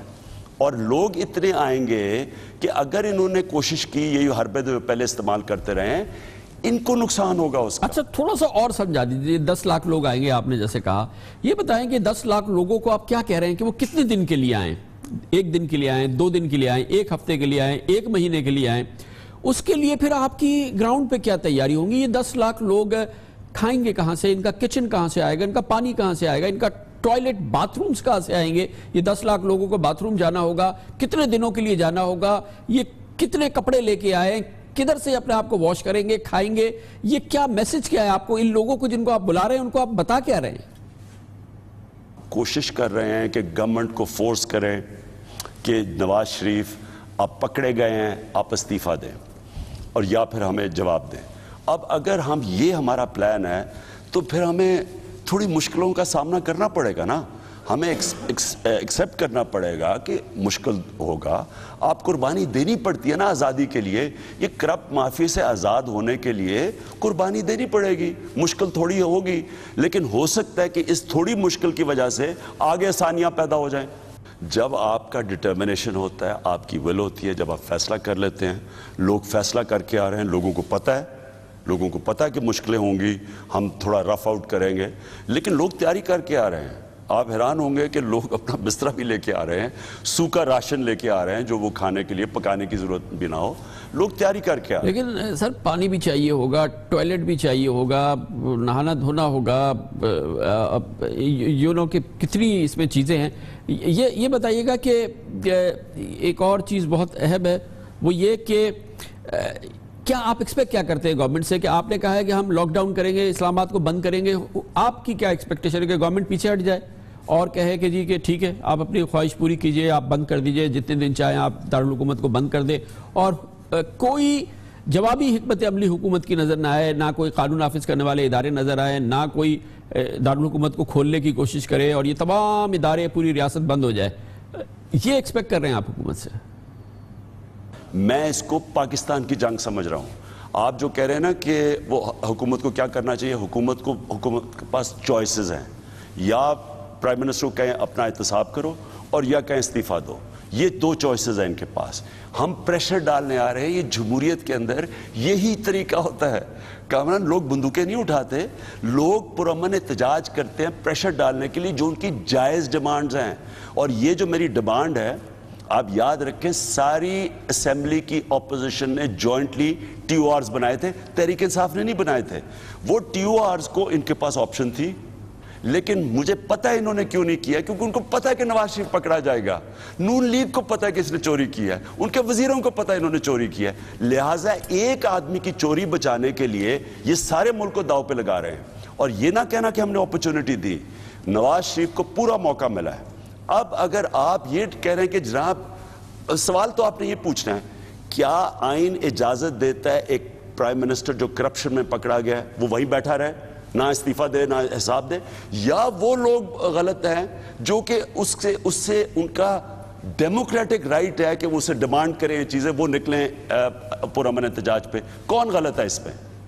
کس کی وجہ سے اس رہا ہے؟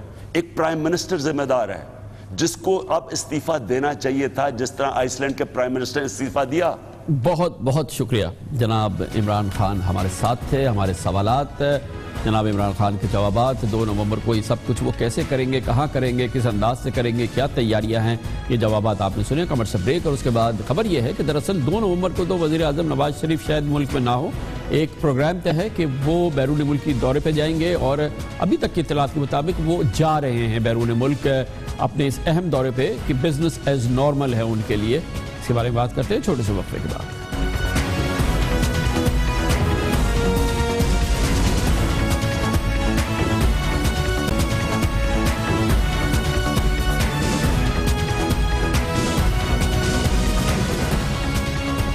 دلچسپ صورتحال ہوگی 2 نومبر کو، جیسے کہ ہم نے آپ کو ابھی پہلے حصے میں اپنے پروگرام کے بتایا۔ عمران خان تفصیل سے بتا رہے تھے کہ 2 نومبر کو پاکستان کا دارالحکومت کس طرح سے بند کر دیں گے، وزیر اعظم کو استعفے پر مجبور کریں گے۔ 2 نومبر کو وزیر اعظم کیا کر رہے ہوں گے، یہ دلچسپ اطلاع ہے۔ وزیر اعظم پاکستان میں نہیں ہوں گے، وہ انتہائی اہم غیر ملکی سربراہی کانفرنس میں شرکت کے لیے کرغزستان میں ہوں گے، جہاں پر ان کو اس اہم اجلاس میں شرکت کی دعوت چین کی جانب سے دی گئی ہے۔ چین نے کہا ہے وزیر اعظم سے کہ وہ اس اجلاس میں ضرور شریک ہو، اور عین ممکن ہے کہ وزیر اعظم شاید اس اجلاس میں شرکت کے لیے 1 نومبر کو ہی کرغزستان کے دارالحکومت بشکیک پہنچ جائیں۔ اس میں سرکاری صورتحال کیا ہے یہ ہم پوچھیں گے، اور اس کے لیے ہمارے ساتھ موجود ہیں جناب ڈاکٹر مصدق ملک جو کہ وزیر اعظم کے ترجمان بھی ہیں۔ بہت بہت شکریہ۔ کیا اطلاعات ہیں مصدق صاحب وزیر اعظم صاحب کے بارے میں؟ 1 نومبر 2 نومبر کو وہ کسی غیر ملکی دورے پہ جا رہے ہیں، یا تو دھرنا ہو رہا ہوگا کیا وزیر اعظم کا یہ سرٹن ہے دورہ؟ دیکھیے 2 نومبر کو تو کانفرنس ہے میرے خیال میں 2 نومبر کو تو وہ تمام ممالک جو اس کے پرماننٹ ممبرز ہیں ان کی کانفرنس ہے، اور 3 نومبر کو میٹنگز ہیں ان ممالک کے ساتھ جن کا آبزرور سٹیٹس ہے. تو ابھی مجھے ایگزیکٹ تواریخ تو نہیں معلوم، لیکن پاکستان کی جو شرکت ہوگی وہ شاید 3 نومبر کو ہوگی. وزیر اعظم اس میں انشاءاللہ ضرور شرکت کریں گے. یہ ہمارے خطے کی اہم ترین کانفرنس ہے. اس کا نام شنگھائی کوآپریشن آرگنائزیشن ہے، یہ جس کو ہم SCO بھی کہتے ہیں. اس کے اندر روس ہے، اس کے اندر چائنا ہے، اس کے اندر جتنے بھی سینٹرل ایشین ممالک ہیں وہ تمام شرکت کر رہے ہیں، بالخصوص قزاقستان، کرگز ریپبلک، تاجکستان، ازبیکستان. اور یہ ہماری جو خارجہ پالیسی ہے یہ اس کا ایک اہم ستون ہے.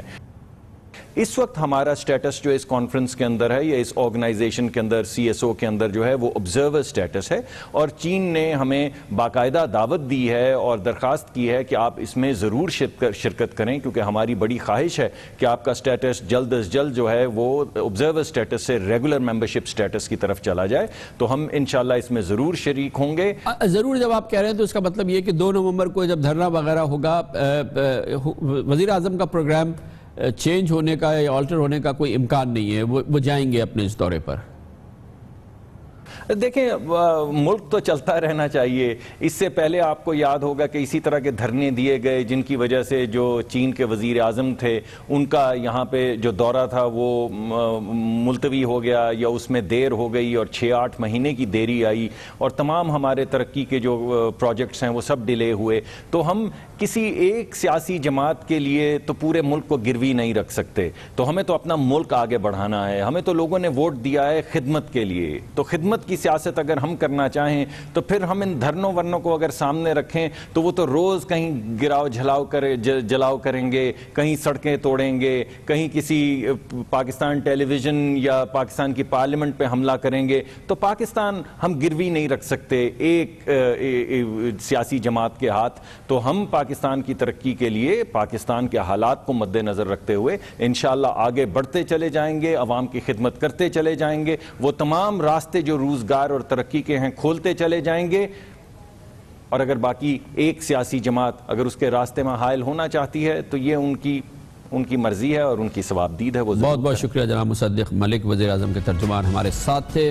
آپ نے پروگرام کی ابتدا میں ایک تفصیلی انٹرویو دیکھا جناب عمران خان تحریک انصاف کے سربراہ کا، جو کہ تفصیل سے ہمیں بتا رہے تھے اپنا پلان، اپنے پروگرام. 2 نومبر کو وہ کیا کریں گے، اس کے بعد وہ کیا کریں گے.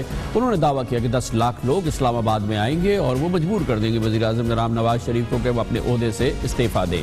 اس حوالے سے جناب عمران خان نے تفصیل سے کہا کہ وہ کیوں سپریم کورٹ آف پاکستان کے فیصلے کا انتظار نہیں کر رہے، وہ کیوں نہیں سمجھ رہے یا کیوں اس کی ذمہ داری نہیں لیتے کہ اگر اس پورے معاملے میں حالات خراب ہو جائیں، جمہوریت کا بستر گول ہو جائے تو وہ کس حد تک ذمہ داری لیں گے. انہوں نے یہ بھی تفصیل سے بتایا کہ وہ کیوں پرواہ نہیں کرتے کہ دوسری بڑی سیاسی قوتیں ان کے ساتھ نہیں ہیں، حتیٰ کہ ان کی اہم ترین اتحادی جماعت اسلامی ان کے ساتھ اس پورے معاملے میں نہیں ہے. اس پر بات کرتے ہیں، حکومتی موقف حاصل کرتے ہیں، اور اس کے لیے ہمارے ساتھ موجود ہے وفاقی کابینہ کے ایک انتہائی اہم فعال رکن، وفاقی وزیر برائے پلاننگ اینڈ ڈیولپمنٹ جناب احسن اقبال ہمارے ساتھ موجود ہے. بہت بہت شکریہ احسن اقبال صاحب. عمران خان صاحب کا بھی ہم نے کوئی 40 منٹ تک ہم سے انہوں نے بات کی ہے، تفصیل سے وہ بتا رہے تھے. ان کا کہنا یہ ہے کہ اب وقت آ گیا ہے کہ وزیر اعظم اپنے عہدے سے استعفیٰ دیں یا بقول ان کے تلاشی دیں، لیکن انہوں نے کہا ہے کہ عوامی دباؤ میں ساری دنیا میں ایسا ہوتا ہے کہ جب عوامی دباؤ ہوتا ہے تو وزیر اعظم یا حکومتیں مجبور ہوتی ہیں کہ وہ اس کے سامنے گھٹنے ٹیکیں، اور وہ اس قسم کا عوامی دباؤ بپا کریں گے اسلام آباد میں کہ وزیر اعظم کو اپنے عہدے سے استعفیٰ دینا پڑے. حکومت انہیں وہ عوامی دباؤ بنانے دے گی اسلام آباد میں؟ شکریہ کامران خان صاحب. میں نے بھی عمران خان صاحب کا انٹرویو بھی دیکھا جو آپ نے کیا، اور مجھے بہت ہی حیرت ہوئی جس قسم کی وہ باتیں کر رہے تھے، اور کسی ڈیلوژن کا وہ شکار نظر آتے تھے یا کسی ہیلوسینیشن کے اندر وہ رہ رہے ہیں، ایک ایسی کیفیت میں جس کا حقیقت سے تعلق نہیں. پہلی چیز جو بار بار وہ قوم کو گمراہ کر رہے ہیں کہ وزیر اعظم کے خلاف کرپشن ثابت ہو گئی اور فیصلہ ہو گیا. میں حیران ہوں کہ کون سی عدالت نے فیصلہ دیا ہے، کس جگہ ہوا ہے. پیناما کی جو انفارمیشن آئی ہے اس میں پرائم منسٹر کا نام نہیں، ان کی فیملی ممبرز کا جو اکاؤنٹس ہیں اس کے اوپر وہ واضح کہہ چکے ہیں کہ جو بھی تحقیقات ہوں گی اس میں ان کی فیملی آگے ڈیفینڈ کرے گی.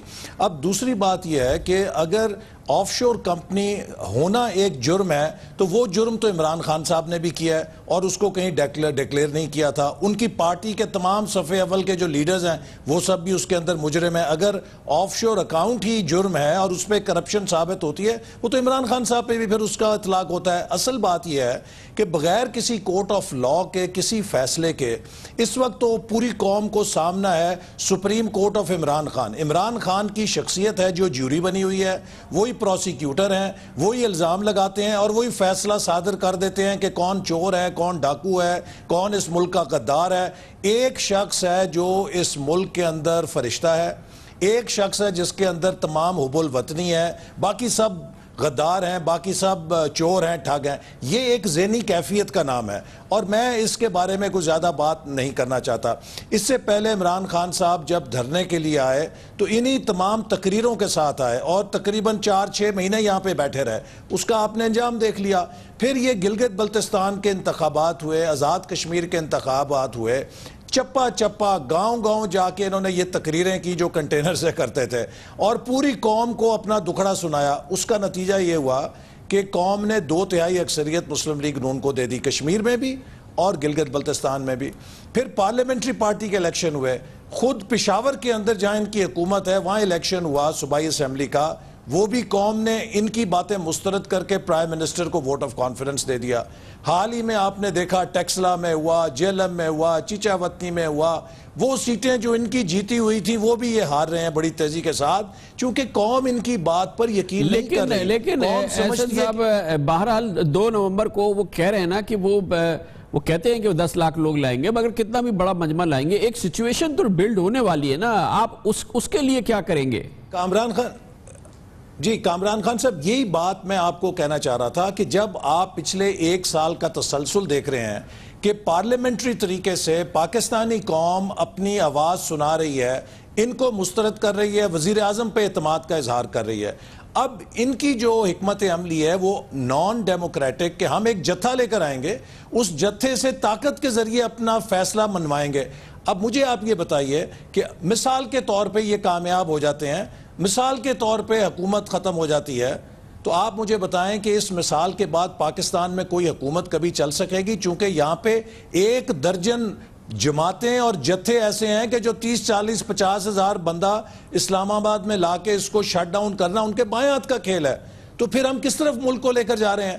لہٰذا یہ جو ان کی سوچ ہے انتہائی غیر جمہوری ہے اور فیشسٹ ہے. آئی ول سے کہ یہ فیشسٹ سوچ ہے کہ آپ جمہوری الیکشن ہار رہے ہیں, قوم آپ کی بات نہیں مان رہی اور اب آپ کو یہ یقین ہو گیا ہے کہ اگلا الیکشن بھی آپ کے ہاتھ سے نکل رہا ہے. تو بینکاک کے اندر جو یلو شرٹس والوں نے کیا تھا, آپ کو معلوم ہے 2014 میں وہاں پر پرائم منسٹر کی حکومت کے خلاف اپوزیشن کی جماعت نے شٹ ڈاؤن کیا بینکاک کا, اور اس خوف سے کیا کہ اگر الیکشن دوبارہ ہوگا تو وہ جیت جائیں گی. انہوں نے ایک ایسا کرائسس پیدا کیا جس سے ملٹری نے مارشل لا لگا دیا اور وہ اپنے گھر جا کے بیٹھ گئے چونکہ ہم نے جیتنا نہیں ہے تو ان کو بھی نہیں کھیلنے دینا. عمران خان صاحب اس سٹیٹ آف مائنڈ کے اندر ہیں. اور میں یہ بات بھی کہنا چاہوں گا, ابھی میں سی پیک پہ سن رہا تھا کہ جی انہوں نے سی پیک کو متنازع کر دیا, کسی کو پوچھا نہیں. سب سے پہلے جو سی پیک کا معاہدہ ہوا, ڈاکٹر مالک اس تصویر کے اندر شامل ہیں. سب سے پہلے جو سی پیک کی میٹنگ ہوئی اس میں جو براد علی شاہ صاحب چیف منسٹر سندھ ہیں, یہ سینئر منسٹر تھے, یہ اس کے اندر شریک تھے. ان کی حکومت کو ہم کہتے تھے ہمارے ساتھ چلو, یہ کہتے تھے ہم آپ کو حکومت ہی نہیں مانتے. یہ کنٹینر پہ کھڑے ہو کے کہتے تھے کہ سی پیک تو ایک فراڈ ہے, سی پیک نام کی کوئی چیز ہی نہیں ہے, چین کے صدر نے پاکستان آنا نہیں ہے. پھر یہ چین کے خلاف تقریریں کرتے تھے کہ وہ مہنگے قرضے دینے پاکستان کو آ رہے ہیں. یہ تو سی پیک کی ڈینائل میں تھے 1.5 سال. اور جب سی پیک انہوں نے دیکھا کہ اب بن گیا ہے اور سی پیک یہ دیکھا کہ اب زمین پہ کھڑا ہو رہا ہے, تو اپنی لیٹ نکالنے کا سارا جرم یہ ہم پر دے رہے ہیں کہ جی کسی نے پوچھا نہیں, ہم تو انہیں آوازیں لگاتے تھے. پھر جو آپ نے دیکھا ٹیلی ویژن کے اوپر ہی ان کے چیف منسٹر نے کہا کہ میری مرضی, میں میٹنگ میں نہیں گیا. ان کو میں نے خود اپنے ہاتھوں سے انویٹیشن بھیجا. بہت بہت شکریہ جناب احسن اقبال. ہمیں حکومتی رسپانس دے رہے تھے جناب عمران خان کے اس انٹرویو کے حوالے سے. کمرشل بریک, اس کے بعد ذکر کرتے ہیں ایک اور اہم معاملہ ہے, وہ ہے وہ خبر جس میں متنازع خبر جس میں کہا گیا تھا کہ سول اور ملٹری قیادت کے درمیان رنجش ہے ملک کی اندرونی صورتحال کے حوالے سے. اس کی بھرپور تحقیقات کا وعدہ کیا تھا حکومت نے, لیکن 18 دن گزر گئے ہیں. وزیر داخلہ جناب چودھری نثار علی خان جو اس کی سربراہی کر رہے تھے اس پورے معاملے کی, وہ بھی خاموش ہے. اطلاعات بھی سامنے نہیں آئی, نتیجہ بھی نہیں پتا کہ کیا ہو رہا ہے. لیکن فوجی قیادت میں اضطراب بھرپور طریقے سے اب بھی برقرار ہے. اس کی بات کرتے ہیں چھوٹے سے وقفے کے بعد.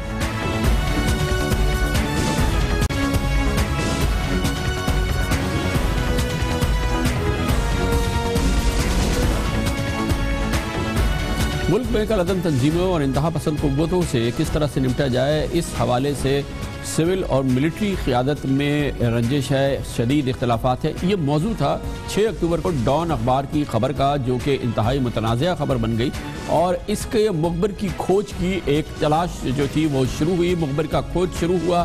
وزیر اعظم جناب نواز شریف نے اور ان کی حکومت نے یہ وعدہ کیا کہ اس کا کھوج نکالا جائے گا. کور کمانڈرز کانفرنس میں اس کا بھرپور ذکر ہوا اور کہا گیا کہ یہ قومی سلامتی کے منافی خبر تھی.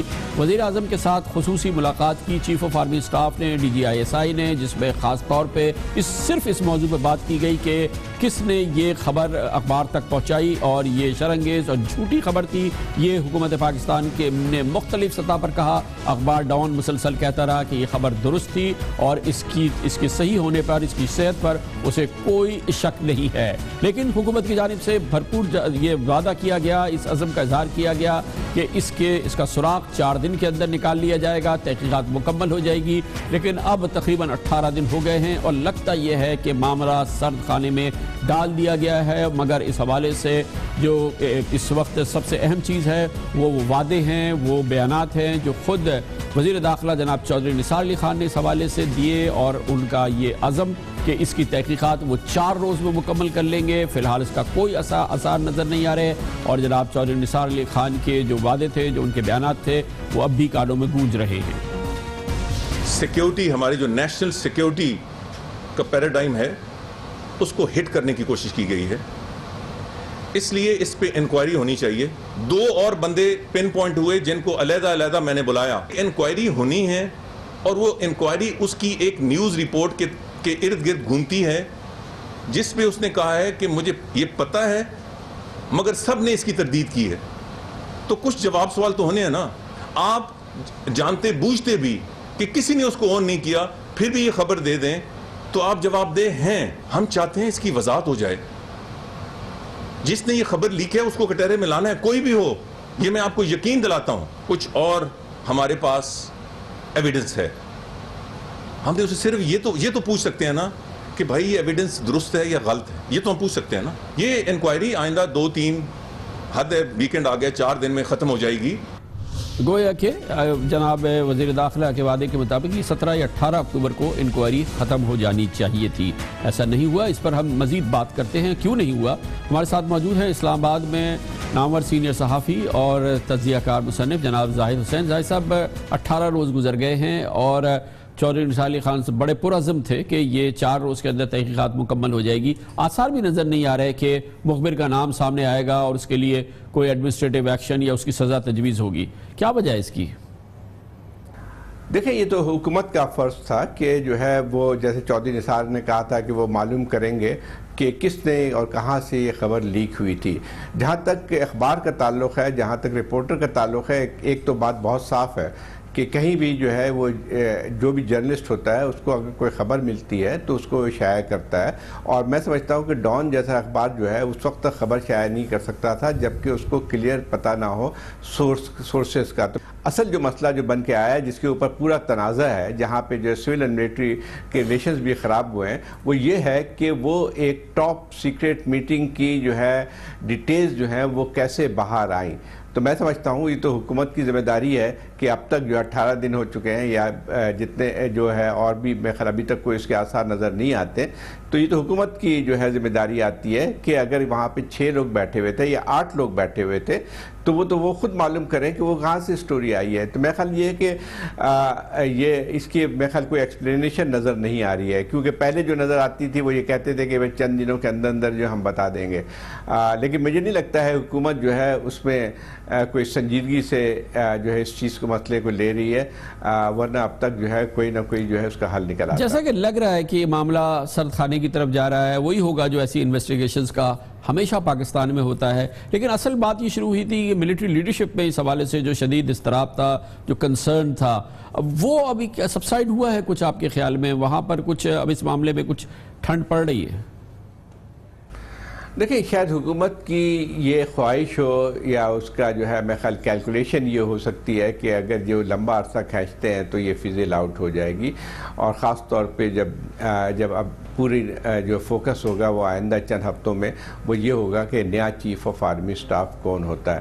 لیکن میں نہیں سمجھتا ہوں کہ وہ اتنی آسانی کے ساتھ یہ فزل آؤٹ ہو جائے گی، کیونکہ ویسے بھی دیکھا جائے کہ جو ہے نواز شریف حکومت اور فوج کے تعلقات جب سے شروع سے جو ہے بہت اچھے نہیں رہے، کوئی کبھی اس میں اپس اینڈ ڈاؤن بھی آتے رہے، کبھی بہت سنگین بھی ہو گئے تھے 2014 میں. لیکن اب جو ہے جو بیچ میں ایسا معلوم ہوتا تھا کہ کافی ایک مانگی سی آ گئی ہے، لیکن اب اس کے بعد لگتا یہ ہے کہ پھر سے جو ہے ایک لحاظ سے تناؤ جو ہے وہ بڑھ گیا ہے فوج اور حکومت کے درمیان تعلقات کے. تو میں نہیں سمجھتا ہوں کہ اگر ایک آرمی چیف چلے بھی جاتے ہیں، راحیل شریف صاحب ریٹائر بھی ہو جاتے ہیں، تو وہ جو ہے خود بخود ختم نہیں ہو جاتی، کیونکہ ایک انسٹیٹیوشنل ایک تھنکنگ ہوتی ہے، ایک انسٹیٹیوشنل میموری ہوتی ہے. تو میرے خیال اگر یہ وہ کیونکہ جو مجھے جو اطلاع ملی ہے کہ وہ اندر جو ہے آرمی کے اندر بھی خاصا ایک پریشر ہے، غصہ موجود ہے، تو لیکن وہ اتنی آسانی کے ساتھ ختم نہیں ہوگا. بہت بہت شکریہ زاہد حسین ہمارے ساتھ. اس کے ساتھ ہی ہمارے آج کے پروگرام کا اختتام ہوتا ہے. کل آپ سے پھر ملاقات ہوگی. کل تک کے لیے کامران خان کو اجازت. اللہ حافظ و ناصر.